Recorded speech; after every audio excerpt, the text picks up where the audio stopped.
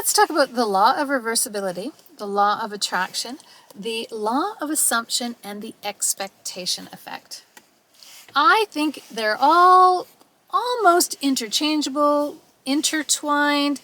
It's like the color blue. You can have a dark blue, you can have a grayish blue, you can have a royal blue, you can have a light blue. They're all still blue. They all still work. They'll all still get the job done if you need a blue, but sometimes one will work better than the other, even though they're all blue. Or another example, I've got 4 writing utensils. I've got a Sharpie, that is fantastic for permanent things. I've got a marker, that works, especially if you want to color something in. I've got a mechanical pencil, great if you want to erase something. And I've got just your average everyday old pen. So you've got 4 different writing utensils, kind of interchangeable. Some of them are better for some things than other things, like the law of assumption, the law of attraction, the law of reversibility, or the expectation effect. So let's look at them one by one. First, we have the law of reversibility.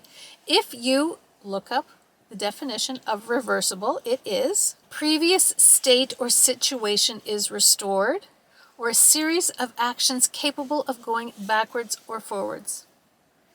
You have A produces B, and then B produces A. Or the chicken and the egg. The egg makes the chicken, but the chicken makes the egg. You don't sometimes even know what comes first. You're acting in a loving way, and then the people around you act loving back to you. Or the people around you act loving towards you, and then you act loving back to them. It's reversible. It can go either way.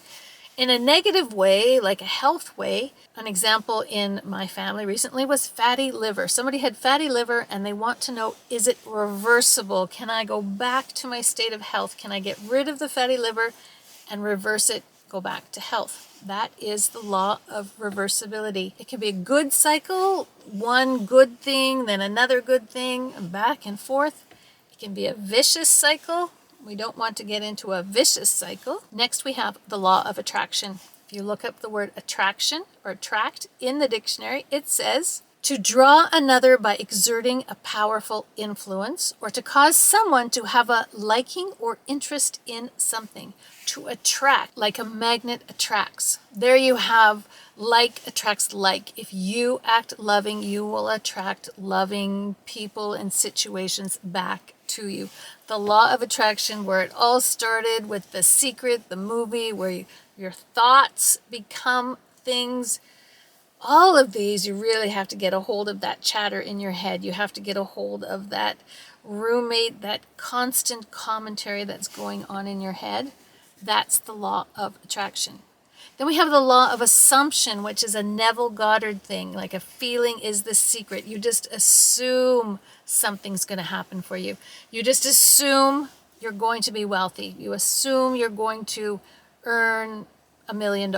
You just assume if you had $1 million, this is the way it would make you feel, and you feel that already. You assume it's already happened for you, and that is very similar to the law of attraction, but if you look up assume in the dictionary, this is what it says. Supposed to be the case without proof or without question. You assume something without proof. In a negative way, in a relationship, a marriage, I assume I know what my husband is thinking. That never works out well. And if he assumes he knows what I'm thinking, also never works out well. The law of assumption, when it comes to reading your husband's mind, just don't do it. As an aside, that's a negative way for the law of assumption. Assume also can mean that you take or begin to have power or responsibility. You assume the role of boss. You assume the role of a big sister. You take on responsibility. You assume that responsibility. That is the law of assumption, and if you read any Neville Goddard, he is really, really big into the law of assumption. To assumption, you assume it's already happened for you. Then we have the expectation effect, which is a book that I'm currently reading by David Robson. The expectation effect, you expect something to happen. That is like a placebo when it comes to medical things. I was given a sugar pill, you're given the actual drug, but I get the same benefits because I expect that to work. I expect that I'm getting the drug. If I have a headache and I take a Tylenol, I expect that within half an hour, my headache will be gone. The expectation effect. They say your kids rise to the level of your expectations. I just expect, and I also assume, my children will not curse in front of me. It's not going to happen. I just expect it. It is an expectation that I have put on them, and they don't. I know that they do sometimes curse because I've heard them on the phone or with their friends, and I know that they do curse sometimes, but not in front of me. It's just an expectation. And the expectation effect, I know that it's going to happen in my life. So out of all of these, you have the law of reversibility, the law of attraction, the law of assumption, and the expectation effect. They can all work in different situations, like the law of reversibility. If I act loving, then people around me will be loving back. And it goes, like I said before, back and forth. If they act loving, then I will act loving back.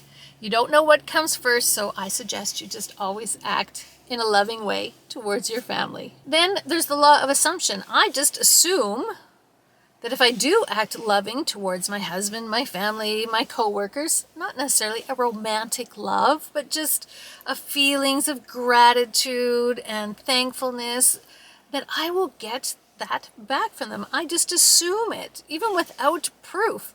I assume if I'm pleasant to the cashier at the grocery store, I just assume that she'll be pleasant back to me. And 99.9% of the time, it happens. I take on the identity already. That is who I am, and that is what I get back.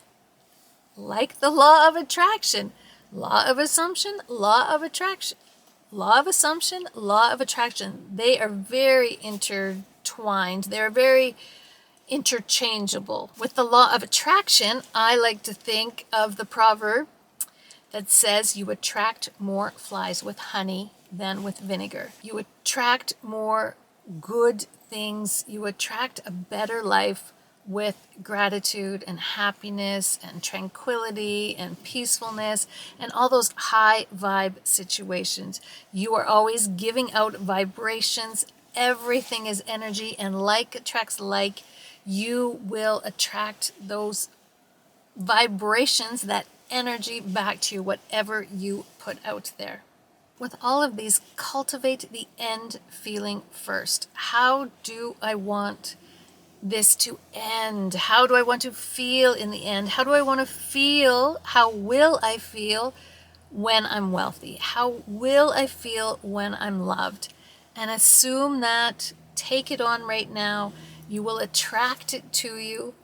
If you identify as a wealthy person, then your behavior changes, your thoughts change, everything will change, and then you just expect that those good things will come back to you. It's like karma, and you never know how long karma's going to take. In a good way, you put out all this good karma. And karma doesn't have to be a negative thing. It can be a positive thing. It can be a peaceful thing. Law of attraction, law of assumption, law of reversibility, the expectation effect. Thoughts do become things. In all of those four, you need to be aware of what is going on up here, what you're saying to yourself, what is going on up here, what thoughts you're putting out there, because thoughts truly, truly become things. Google the rice experiment. I, honest to God, have done it myself. 2 jars of rice. One I said loving, upbeat, positive things to. The other jar, identically the same. I just said terrible, nasty things. Sometimes I just thought them. Sometimes I said it out loud to this jar. And I'll show you pictures. It was dramatic, the results. Thoughts do become things. So whichever law resonates with you, whatever law, if you like the law of assumption better than the law of attraction, or vice versa, the reversible, whatever resonates, whatever has a good vibration for you is what is going to work for you.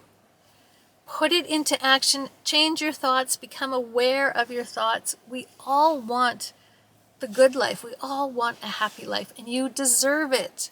You are worthy, you are enough, you are capable, and you are definitely powerful. So go out there and just grab life and live life and get off your phones, get off, for me, stop watching reality TV and live the reality that you want to live. Attract it into your life. Just assume that you are capable and worthy and enough in order to have it. And you will have it. Expect it. Thanks for watching. I truly appreciate it. Please leave a comment. I love your comments, how these laws are working for you. I love this discussion. I love this topic. I'm reading this book. I'll let you know how it goes. So far, I'm still barely off the introduction, and it is fantastic. Thanks for watching. I'll see you in another video.